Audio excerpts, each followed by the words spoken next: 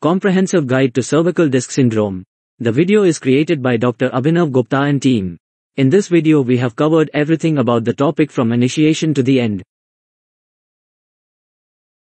Cervical disc syndrome, also known as cervical disc disease or cervical disc herniation, refers to a condition involving the intervertebral discs in the cervical spine, neck region.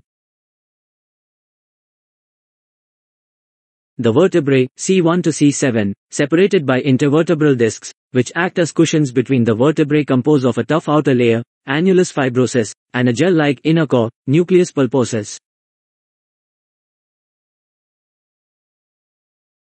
Cervical disc syndrome occurs when one of these discs degenerates, bulges, or herniates, leading to various symptoms.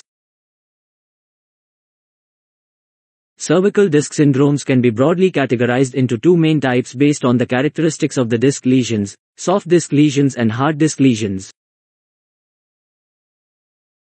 1. Soft disc lesion. Description. In a soft disc lesion, the inner gel-like material of the intervertebral disc, nucleus pulposus, is affected. Common conditions: cervical disc herniation, protrusion or rupture of the disc's outer layer, causing the inner material to leak out. Cervical disc extrusion, more severe than herniation, involving a larger portion of the disc. Cervical disc protrusion, focal or asymmetric extension of the disc. Characteristics: nucleus pulposus involvement, the inner gel-like material may protrude, rupture, or extrude, causing compression on nerve roots or the spinal cord. Symptoms: radicular pain, numbness, tingling, and muscle weakness, depending on the degree of nerve compression. 2. Hard disc lesion. Description. In a hard disc lesion, there are structural changes or degeneration in the outer layers of the disc, such as the annulus fibrosus. Common conditions: cervical disc degeneration, gradual wear and tear of the cervical discs over time. Cervical spondylosis, degenerative changes in the cervical spine, including bone spurs and changes in vertebral joints. Characteristics: annulus fibrosus changes, the outer layer of the disc may exhibit degeneration, stiffness, or the formation of bone spurs. Symptoms: neck pain, stiffness, and compression of nerve. Symptoms: 1. Neck pain, pain in the neck, which may be localized or radiate to the shoulders and upper back. 2. Radicular pain, pain that radiates into the arms. 3. Numbness and tingling in the arms and hands. 4. Muscle weakness, weakness in the muscles supplied by the affected nerve, potentially leading to difficulty with fine motor skills. 5. Changes in reflexes, altered or diminished reflexes in the affected areas. 6. Cervical radiculopathy, compression of a nerve root resulting in symptoms along the nerve's pathway. 7. Cervical myelopathy, compression of the spinal cord, leading to more widespread symptoms, such as balance and coordination issues. Common investigations. 1. Medical history and physical examination. 2. Imaging. A. Magnetic resonance imaging, MRI, to visualize disc herniation, nerve compression, and spinal cord abnormalities. B. Computed tomography, CT, scan, to evaluate the degree of foraminal or spinal canal narrowing. CIRCA, X-rays, to identify degenerative changes, and rule out fractures or instability. 3. Electrodiagnostics. A. Electromyography, EMG, to identify nerve root compression or damage. B. Nerve conduction studies, NCS, to assess nerve function and identify compression or dysfunction. 4. Provocative tests. A. Sperling's test. Description. Involves tilting the head and applying pressure to reproduce symptoms. Purpose. To reproduce radicular symptoms and assess nerve compression. B. Shoulder abduction test. Description. Elevating the arms to reproduce symptoms. Purpose. To assess for thoracic outlet syndrome or other upper extremity nerve compression. 5. Discography. Description. Involves injecting contrast dye into the intervertebral discs followed by X-ray imaging. Purpose. to identify the specific disc causing pain and assess its integrity. Alternative treatments other than physiotherapy. 1. Medications. Non-steroidal anti-inflammatory drugs, NSAIDs. Muscle relaxants, to relieve muscle spasms. Pain medications, analgesics. 2. Cervical collar. Wearing a cervical collar for a limited time can help limit neck motion, reduce strain on the affected discs, and promote healing. 3. Activity modification. Adjusting daily activities to avoid movements or positions that worsen symptoms. Taking breaks and incorporating proper ergonomics in workspaces. 5. Oral steroids. 6. Epidural steroid injections. Injections of corticosteroids into the epidural space around the affected nerve roots to reduce inflammation and relieve pain. 7. Surgical intervention. For severe cases or when conservative measures fail, surgical options may be considered. Procedures may include discectomy, laminectomy, or spinal fusion. Physiotherapy assessment. 1. Subjective assessment. Symptom history, onset, duration, and nature and radiating symptoms. Aggravating and alleviating factors. Functional impact. 2. Physical examination. Range of motion, ROM. Checking for signs of nerve compression, such as muscle weakness, sensory changes, and reflex abnormalities. Postural assessment. Provocative tests. 3. Muscle strength testing. Assessing the strength of neck muscles and those in the upper extremities, particularly in the distribution of affected nerve roots. Identifying any muscle imbalances.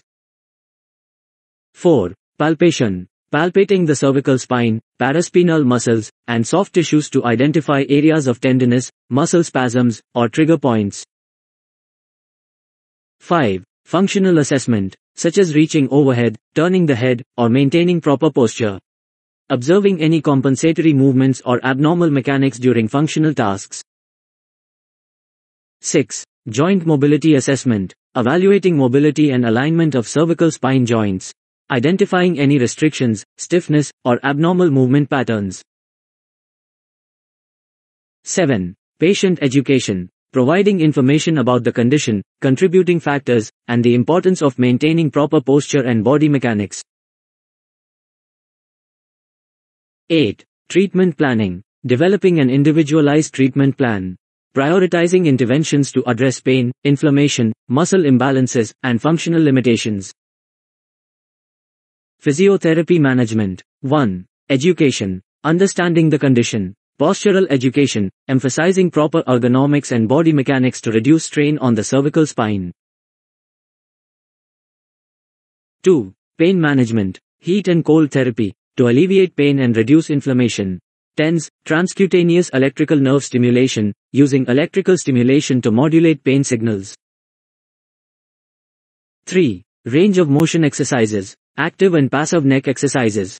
Dynamic stretching, incorporating controlled neck stretches to maintain range of motion. 4. Strengthening exercises, neck and shoulder muscle strengthening focusing on the deep neck flexors and scapular stabilizers. Core strengthening, to support overall posture and stability. 5. Manual therapy, soft tissue mobilization, massage and myofascial release to address muscle tightness and trigger points. Joint mobilization, gentle joint movements.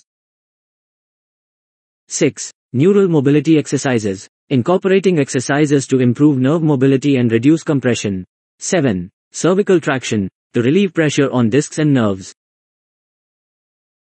8. Postural correction, postural exercises, especially addressing forward head posture. Ergonomic modifications, providing guidance on optimal workplace ergonomics. 9. Functional training, task-specific exercises, balance and coordination training, addressing any deficits related to neurological symptoms. 10. Patient-specific home exercise program, prescribing a customized home exercise program to reinforce gains made during physiotherapy sessions. 11. Progressive rehabilitation, gradually advancing the intensity and complexity of exercises based on the individual's tolerance and progress. Complications, Cervical disc syndrome, if left untreated or not effectively managed, can lead to various complications. 1. Chronic pain, persistent or recurrent neck pain, radiating symptoms, and discomfort that become chronic in nature. 2. Functional limitations, impaired range of motion and reduced ability to perform daily activities, work tasks, or recreational pursuits.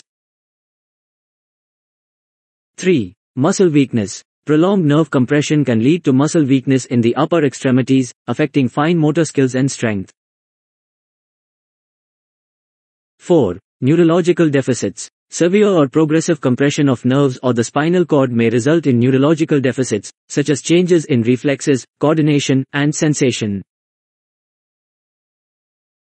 5. Cervical radiculopathy. Ongoing or worsening radicular symptoms, including pain, numbness, and tingling in the arms and hands. 6. Cervical myelopathy. Progressive compression of the spinal cord, leading to more widespread neurological symptoms, such as difficulty walking, balance issues, and hand coordination problems. 7. Impact on quality of life. Reduced overall quality of life due to persistent pain, physical limitations, and the impact on daily functioning. 8. Psychosocial impact. Chronic pain conditions can contribute to psychological and emotional distress, including anxiety and depression. 9. Complications from surgical intervention. In cases where surgery is required, potential complications may include infection, bleeding, or damage to surrounding structures. 10. Recurrence of symptoms. Without appropriate ongoing management and lifestyle modifications, there is a risk of recurrent symptoms and flare-ups. Vote of thanks. Thank you for watching our video. We hope this information has been valuable to you. If you have any further questions or concerns, please consult our team for personalized advice.